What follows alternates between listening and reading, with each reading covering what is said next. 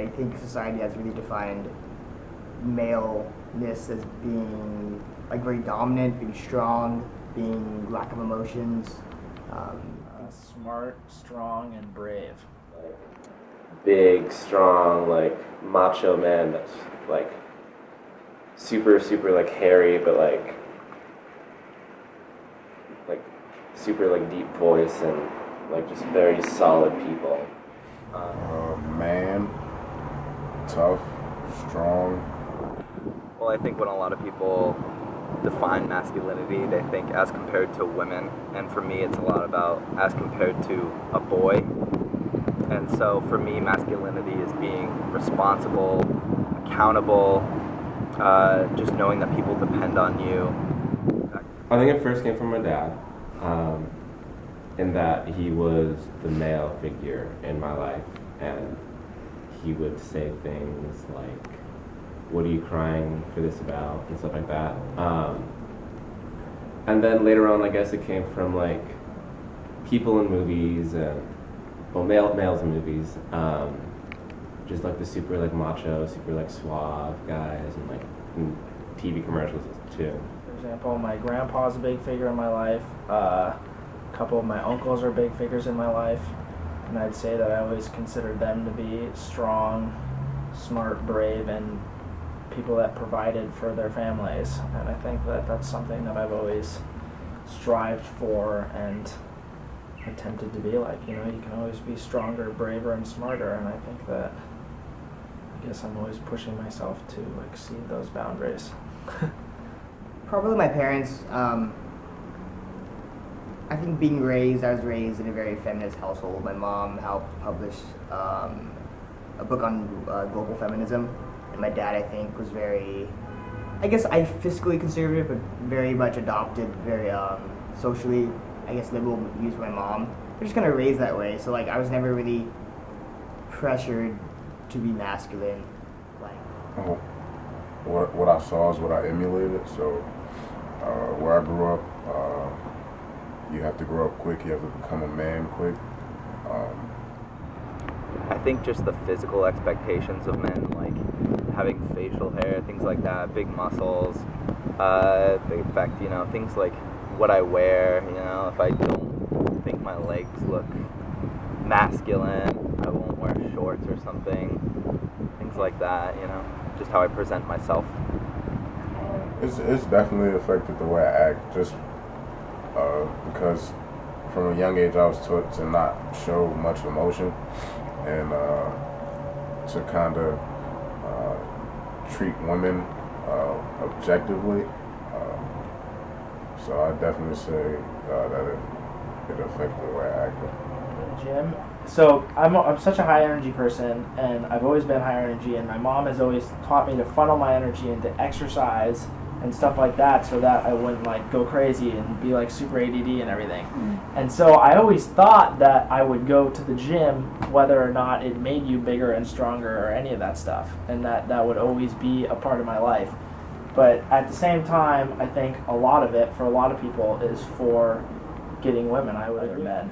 I know some guys, though, a lot of guys that I work out with, that are so big and beyond the point of it being attractive to women, and I've seen women say that to them, and they know that, and they don't care. They've like accepted that they're just on a pursuit to be as huge as they possibly can, and that is entirely to compete with other men and outmatch them.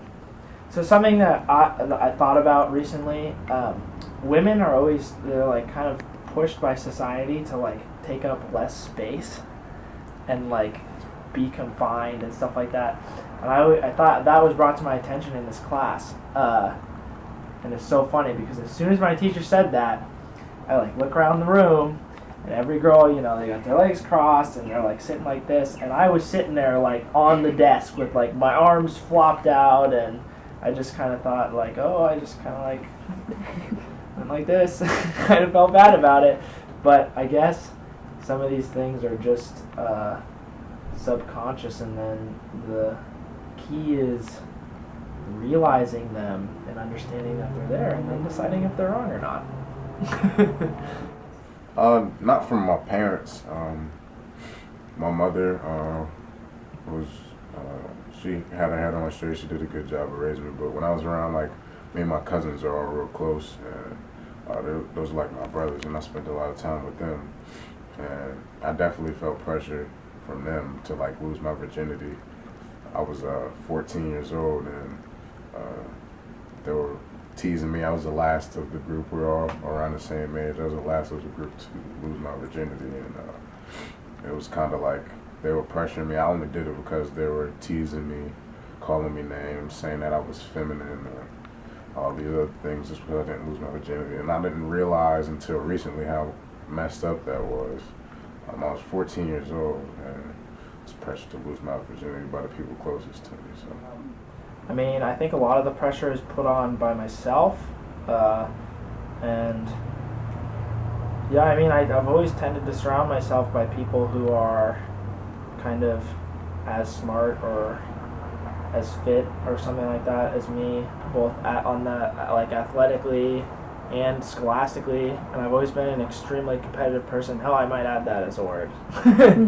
Competitive, maybe, but I think that competition, both with myself and with the people around me, and maybe my father and uncles and anybody like that, has always pushed me to, I don't know, achieve higher goals.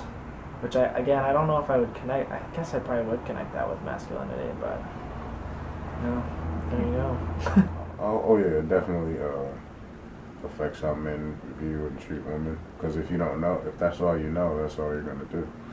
So you do what you know, and there's this false perception, especially from urban areas. I'm from a very urban area, that in order to be masculine, you have to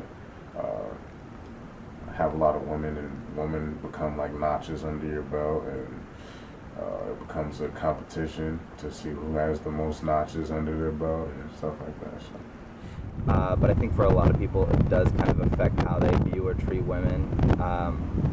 It's like thinking that you are the responsible one of the two if you're, together, or believing that you're kind of the breadwinner in the family or the relationship, and just subtle things on how you treat the other person. Like, men normally show off around women. They like catcall women when they're like in a group of men, because that's awesome.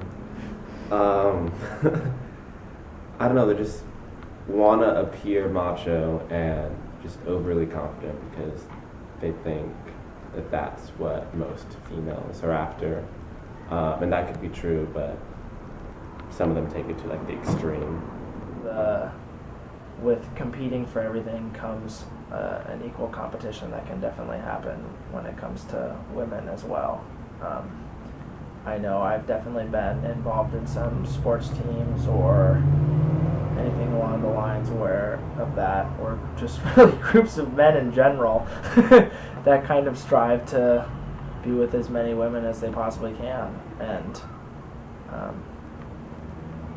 yeah, I mean, there's a lot to be said as to whether that's a good thing or a bad thing, and whether or not it's considered a masculine thing.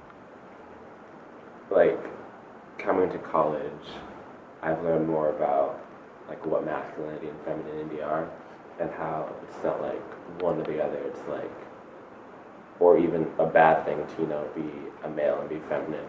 So I think I'm more on the track where I'm just sort of like seeing who I am rather than like trying to fit a definition right now. My idea of masculinity now is way different from my idea of masculinity from before I went to college, because different environments have given me different perspectives. But when I was growing up, it was masculinity was just being macho and being the best at what you do and having a lot of women and stuff like that.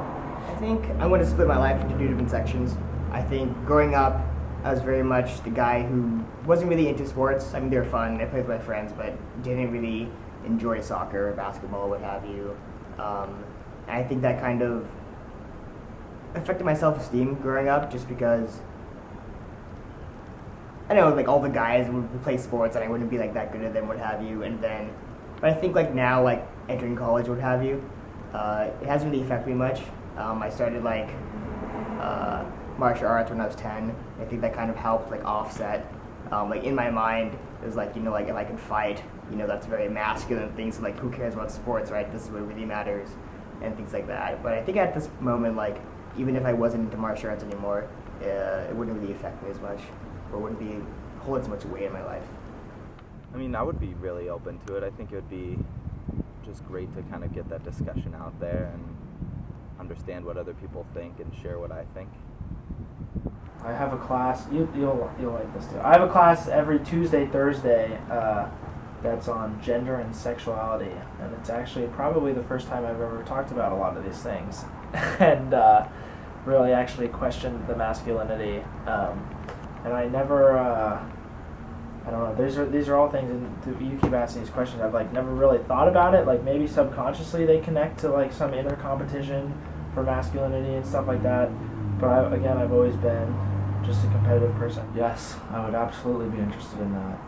Sure, I don't see why not. Yeah, I think it'd be interesting to be in a group like that, to see like different points of view. I think it would take people getting used to it. It's like, why are you going to a all-guy group where you talk about your guy problems? I mean, like, what problems do you have? Would be one of the opinions, probably. But I think it's something that we can talk about, just because it's so prevalent in our lives.